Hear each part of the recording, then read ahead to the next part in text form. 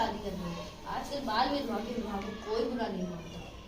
मैं तो तैयार हूँ, पर सौभाग्य माने तब ना। वो किसी भी कीमत पर मानने के लिए तैयार नहीं है।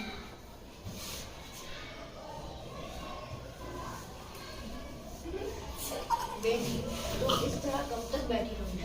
काका, मैं आपकी बात समझ रही हूँ, पर मेरा मन शादी करने को नहीं कहता। मेरे को आराम की चिंता नहीं है। मैं सब कुछ झेलने को तैयार हूँ, मगर मुझसे शादी करने को ना कहो।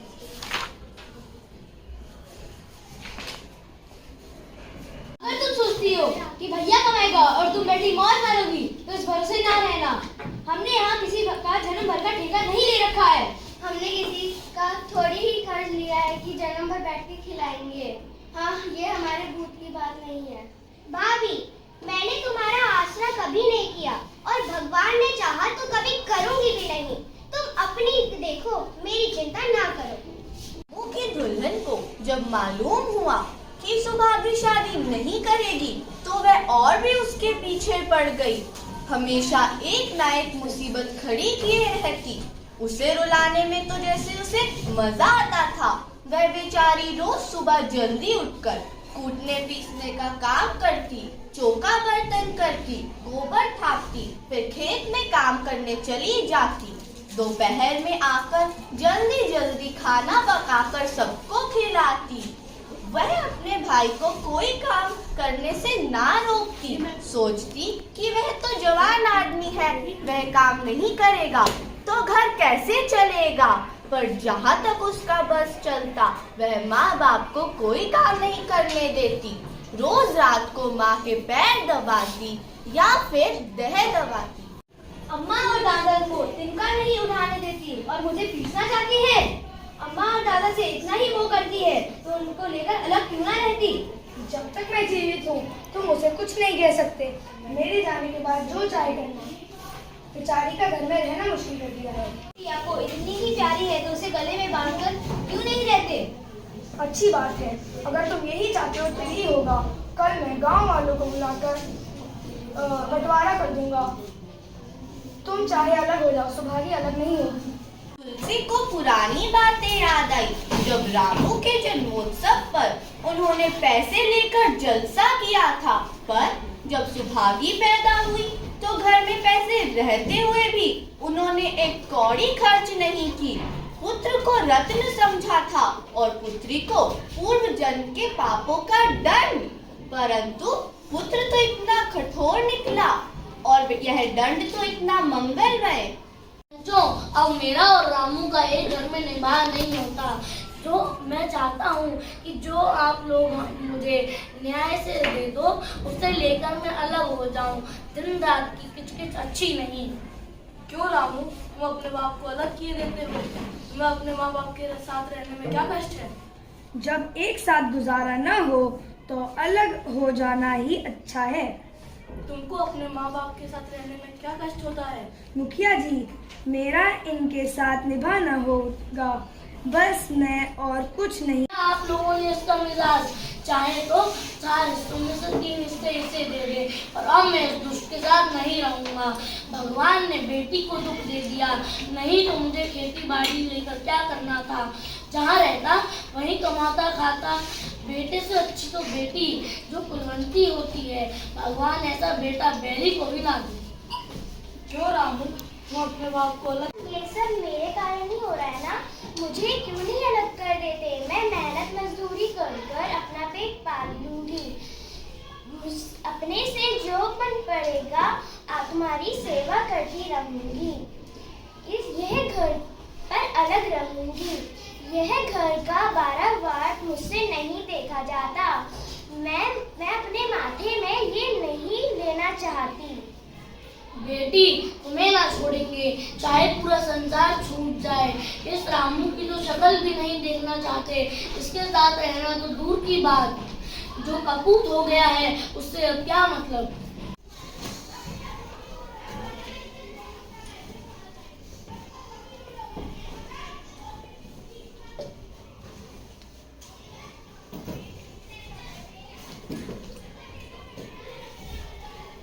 बंटवारा होते ही तुलसी और लक्ष्मी को मानो पेंशन मिल गई। पहले दोनों पूरे दिन सुभागी के मना करने पर भी कुछ ना कुछ करते रहते, पर अब तो पूरा विश्राम था। पहले दोनों दूध घी के लिए तरसते थे। सुभागी ने कुछ पैसे बचाकर एक भैंस भी ले ली।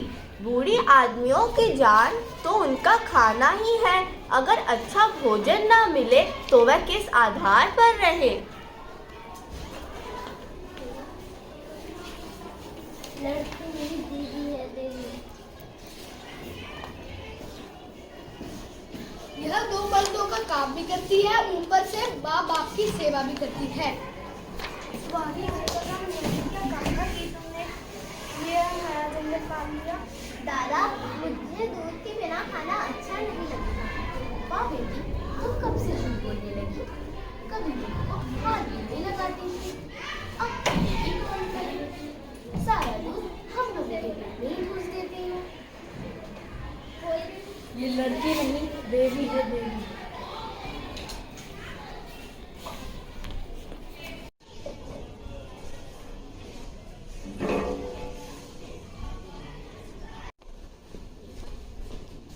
भैया तुलसी, कैसी तबीयत है? बहुत अच्छी है भैया, अभी तो चलने की बेला है। सुभागी को तुम्हें ही सौंपा है, अब तुम ही उसके बताओ। भैया तुलसी, घबराओ मत, भगवान ना चाहे तो तबीयत अच्छी हो जाएगी। मैंने अभी को अपनी बेटी की तरह समझा है और समझते रहूंगा। तुम निश्चिंत रहो। कुछ और है, कुछ और बोलना है तो बोलो। और नहीं कहूँगा, भगवान तुम्हें सदा से रखे। मैं रामू को बुलाकर लाता हूँ।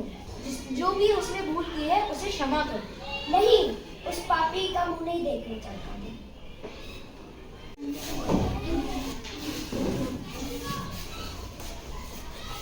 गोदान की तैयारियां होने लगी। रामू को गांव भर ने समझाया, मगर वह अंतिम संस्कार के लिए राजी ना हुआ। इस कारण लक्ष्मी को दह क्रिया करनी पड़ी।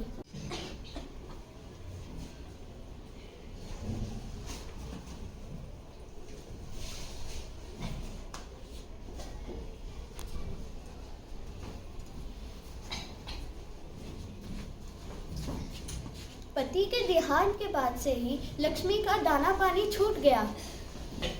सुभागी के कहने पर वह चौके पर तो जाती, लेकिन उसके कंठ से एक कौर भी नीचे न उतरता। आखिर 50 वर्ष हो गए, एक दिन भी ऐसा नहीं गया कि लक्ष्मी ने अपने पति के बिना खाए खुद खाया हो। अब इस नियम को कैसे तोड़े? आखिर उसे खांसी रहने लग गई। कमजोरी ने उसे जल्द ही खाट पर डाल दिया।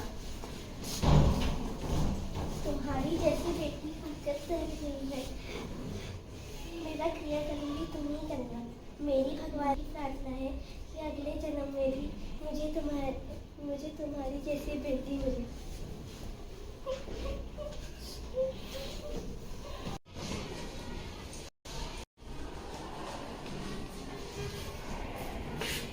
माता के देहांत के बाद सुभागी के जीवन में एक ही लक्ष्य रह गया था, माता पिता के प्रिय ग्राम के लिए सज्जन सिंह से जो कर्ज लिया था उसे चुकाना। इतना बड़ा कर्ज और एक अकेली जान पर वह हिम्मत न हारी। सुभागी ने 3 साल तक रात को रात और दिन को दिन न समझा। उसकी कार्य शक्ति और हिम्मत देखकर लोग दांतों तले उंगली दबाते थे। दिन भर खेती बाड़ी का काम करने के बाद वह रात को आटा पीसती। तीसरे दिन वह कुछ रुपए लेकर सज्जन सिंह के पास पहुंच जाती। इसमें कभी नागा न पड़ता। अब चारों ओर से उसकी सगाई के पैगाम आने लगे। सभी उसको अपने घर की बहू बनाना चाहते थे। जिसके घर सुभागी जाएगी उसके भाग्य फिर जाएंगे।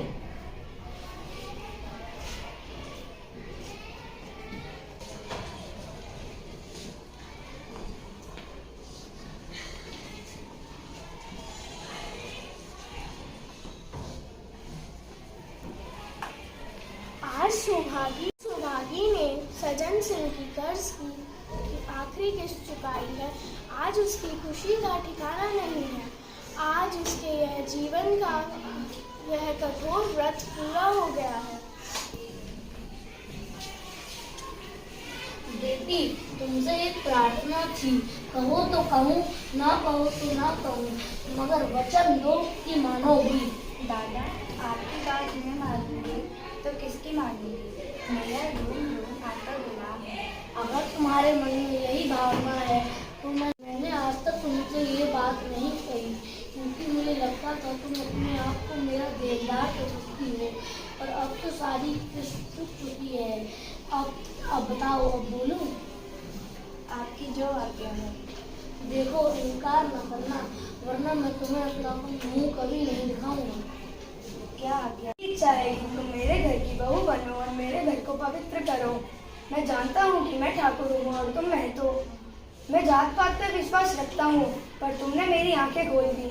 मेरा बेटा तुम्हारे नाम का पुजारी है, तुमने उसे देखा है ना? बोलो। दादा, इतना सामान पाकर मैं पागल हो जाऊंगी। तुम्हारा सम्मान तो खुद भगवान कर रहे हैं। तुम साक्षात भगवती का अवतार हो। दादा, मैं तो आपको अपना पिता समझती हूँ। आप जो कुछ भी करेंगे मेरे भले के लिए ही करेंगे। मैं आपका हुक्म कैसे इनकार सकती हूँ?